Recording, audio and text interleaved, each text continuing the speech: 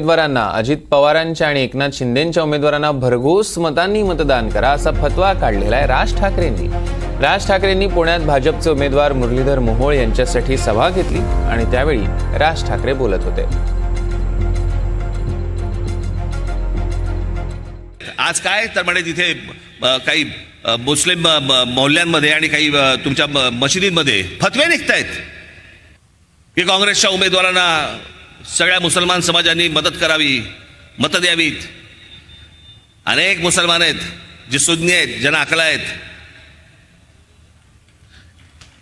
ते यांच्या वाट्याला जाणार नाहीत। त्यांना समजते काय चाललंय राजकारण। ते आता या निवडणुकीच्या तोंडावरती हे तुम्ही फतवे काढताय। समजले कोण हे तुम्ही? मुस्लिम समाजाला काय समजलात तुम्ही? तुमची घरची गुरढोर आहेत। त्यांनाही समजतंय कोण कशा प्रकारे काय चाललंय आणि कोण आपल्याला वापरून घेतंय ते। पण बघा, निवडणुकीच्या तोंडावरती फतवे काढले जात आहेत, काँग्रेसला मतदान करा, उद्धव ठाकरेंच्या शिवसेनेला मतदान करा।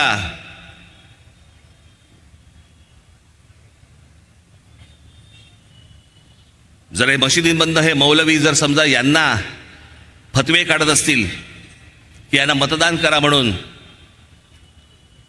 मग आज राज ठाकरे तुम्हाला आज फतवा काढतो।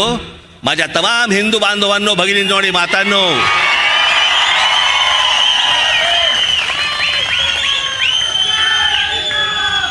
मुरलीधर मोहोळ असतील, भारतीय जनता पक्षाचे काही अजून इतर कुठचे शिंदेचे, अजित पवारांचे जे उमेदवार असतील, त्यांना भरघोस मतांनी मतदान करा। ही जी अनेक लोकांची जी चळवळ चालू आहे ना, चळवळ काँग्रेसला मतदान करण्याच्या दृष्टिकोनातनं, हे कशासाठी? कारण गेल्या 10 वर्षामध्ये तोंड वरती नाही काढता आलं यांना।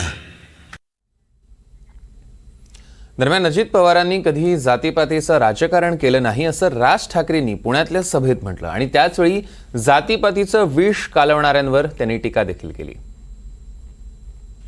बाकी अनेक मतभेद असतील माझे अजित पवारांबद्दल,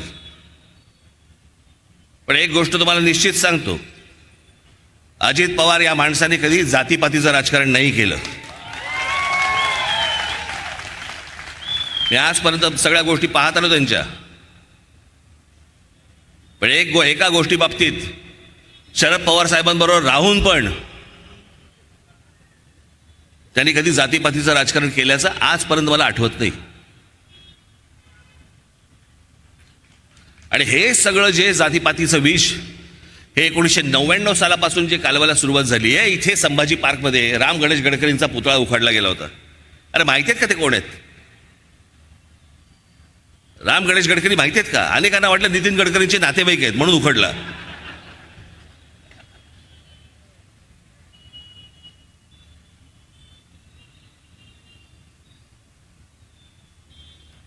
काही माहिती नाही, काही कशाला संबंध नाहीये।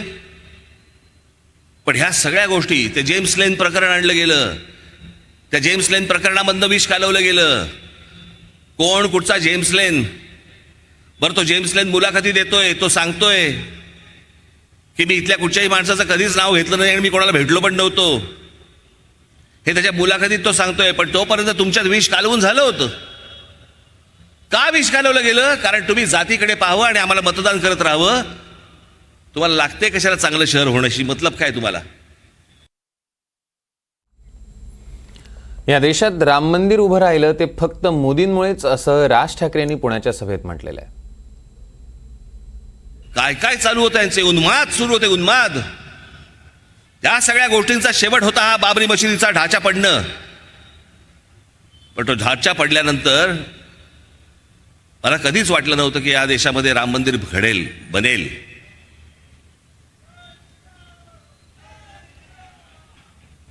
पण तुम्हाला निश्चित सांगतो, मी परत मगाशी म्हटल्याप्रमाणे काही मतभेद असतील, पण राम मंदिर जर कोणामुळे होऊ शकलं असेल तर ते नरेंद्र मोदींमुळेच होऊ शकलं या देशामध्ये।